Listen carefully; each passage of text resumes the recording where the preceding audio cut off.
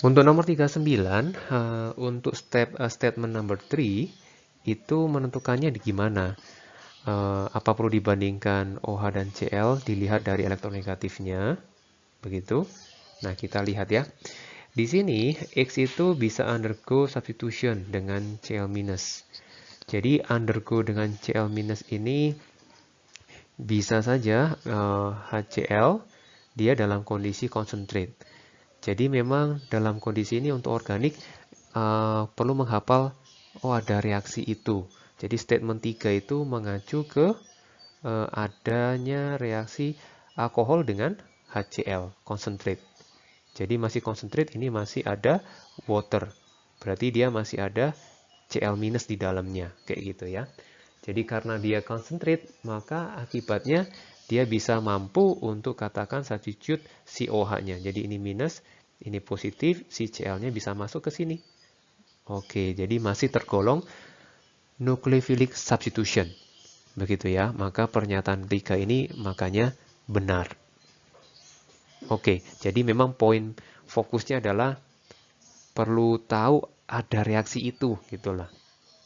Dan reaksinya seperti apa? Oh, ada concentrate. Oh, berarti waternya masih ada. Oh, berarti Cl- dalam bentuk ion gitu. Ya, semoga bisa menjawab. Oke, di sini minta dijelaskan untuk berkaitan statement nomor 1. Oke, nah kita lihat. Untuk statement nomor 1 itu benar. Kenapa kok bisa benar ya? Nah, di sini ada small amount gitu ya, small amount, dia akan speed up the reaction. Oke, kita lihat reaksinya. Jadi ada compound X, yaitu merupakan ingredient di perfume, important. Kemudian M-nya itu bereaksi dengan HCN, gitu ya, dengan HCN.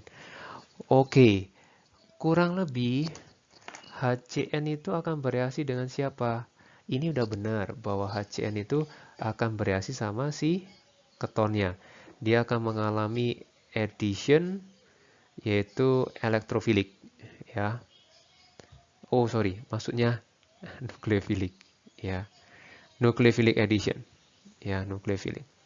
Nah, di dalam hal ini, di dalam nucleophilic addition, eh, karena kalau misalkan ada HCN doang, reaksinya melambat gitu ya. Kenapa bisa dengan penambahan NaOH dia bisa mempercepat begini?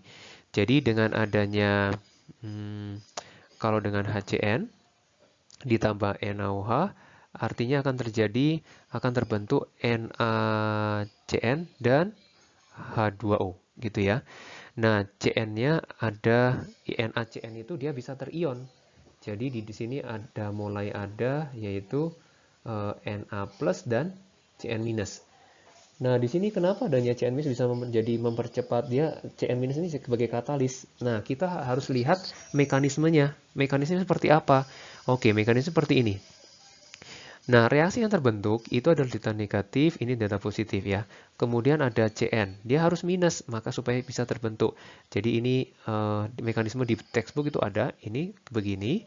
Kemudian dia akan terbentuk C, ini Cn, kemudian ini O, ini minus. Gitu ya. Nah, kemudian ini baru dia bereaksi dengan HCN. Nah, dia attack-nya lone pair-nya ya, attack ya. Ini lone pair ke sini, kemudian ini elektronnya move ke situ. Nah, kemudian dia akan dihasilkan C, C, ini ada Cn-nya, ini ada OH, terus terbentuk Cn minus lagi. Nah, di sini seolah-olah, memang bukan seolah-olah ya, memang Cn-nya itu adalah berfungsi sebagai katalis. Gitu ya. Jadi penambahan NaOH di sini memunculkan NaCN. Nah, NaCN itu bisa terionisi Na plus sama Cn. Cn minusnya itu berfungsi sebagai katalis. Melihat dari mana? Melihat dari mekanismenya. Gitu ya. Jadi mekanismenya kita harus tahu, terus apal juga. Oke, baik. Semoga menjawab.